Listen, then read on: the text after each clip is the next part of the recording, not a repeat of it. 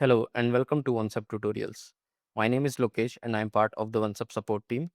In this video, I will explain why your Zoom integration may keep disconnecting from OnceHub and how to prevent it from happening. So let's get started. Imagine you have two separate OnceHub accounts. One is your business account where customer book consultations. The other is your personal account which you use for your own appointments.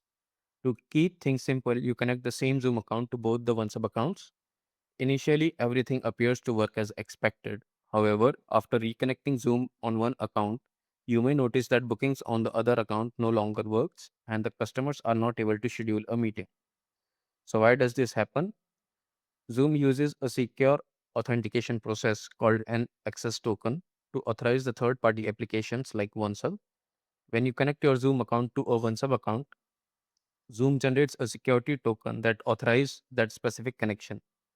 If you later connect the same Zoom account to another OneSub account, Zoom issues a new security token for that new connection and automatically invalidates the previous one.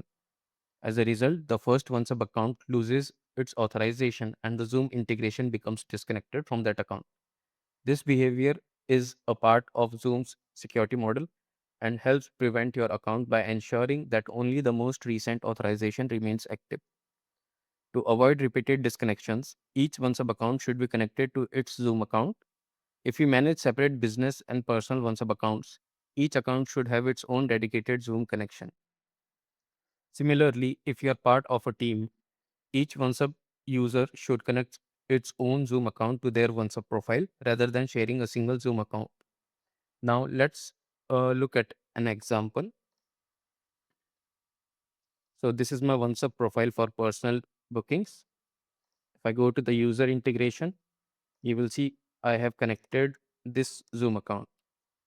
And similarly, I have a business profile which is also connected to the same Zoom account.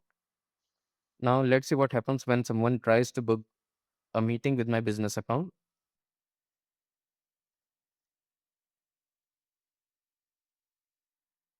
As a customer, they will receive an error that will show them that the booking was not completed. Now let's take a look at what happens with the integrations. So this is my personal OneSub account and it is still connected to Zoom. Now let's take a look to what happens to the business account.